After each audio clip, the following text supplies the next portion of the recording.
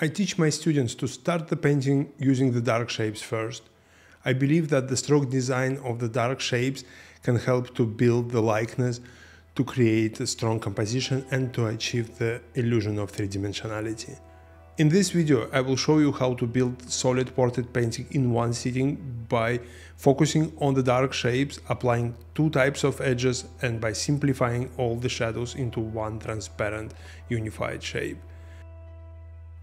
Let's have a look at this shape. One value, very simple, clear design. So far we don't see enough of visual information to believe we look at a representation of the object. Everything is rather flat. But if we change the edge of the part of this shape, it is starting to look like an object. And if we modify the drawing of the dark shape like this, we can assume now that we are looking at the sphere resting at the plane and being illuminated by the spotlight. So one shape with two different edges can tell us a story of multiple objects, source of light and their spatial relationship. On this photo we can see that soft edge represents the core shadow and shows the form as it is turning away from the light, while the sharp edge is representing the shadow which the object is casting upon other object or surface. Notice that only short distant cast shadows have sharp edges, the edge of the cast shadow getting softer with distance. And if we have more complex form and arrangements, we can see how cast shadow is describing the form on which this shadow is being casted upon. So when you know what you are looking for, you can find simple and powerful shadow shapes even in very complex reference images or scenes.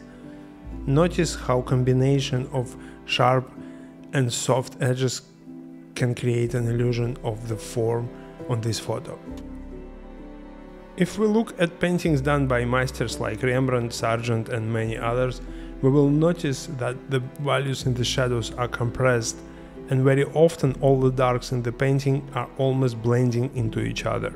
Such approach can make the composition stronger and simple, while the flat and unified shadows create an illusion of luminosity of the light parts of the painting.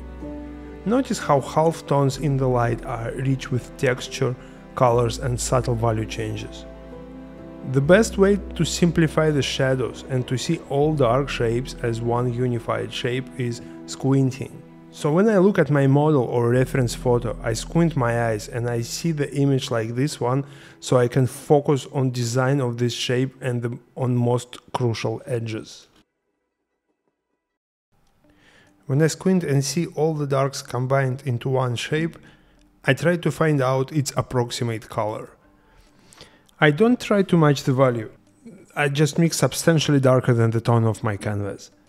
I'm using this mixture to draw all the darks, and I thin this mixture with Gamsol. The practical benefit of starting with a shadow is that I need just one mixture, and if I need to change the shape, I can erase easily with paper towel or clean brush, and I can modify the shape as I like.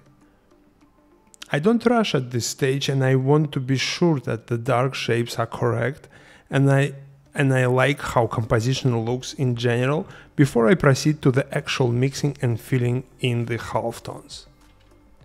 I soften the edges of the core shadows as a reminder to myself to render proper transition in these areas and to follow the visual logic of describing the form. Adjustments of this shape with soft and flat brushes before I start painting the lights.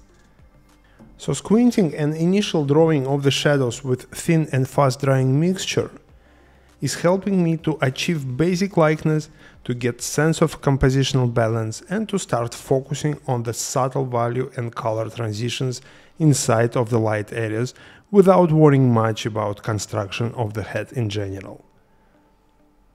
My approach to halftones is very straightforward in this case. I start with indicating most obvious local color areas and temperature shifts in transitional halftones. I keep in mind that I will smooth this starting construction with subsequent layer of paint, and I apply paint thinly so this layer will dry faster. And as I work more in the lights, I use thicker mixtures and I introduce more pigments to my palette. I revisit the shadows now and then to make things softer, to smooth the texture and to make small corrections and improvements. Towards the end of this study, I concentrate on the small shapes, subtle gradations and temperature shifts. A logical step-by-step approach like this one is one of my favorite ways to paint alla prima portraits. Now, when the relationships between the darks and lights are established, I use temperature shifts in the highlights to add vibrancy to the skin tones. For me, this is a very comfortable way to paint.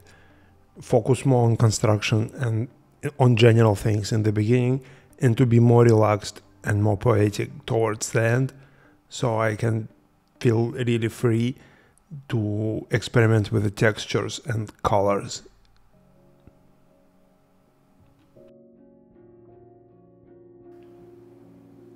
And this is pretty much it.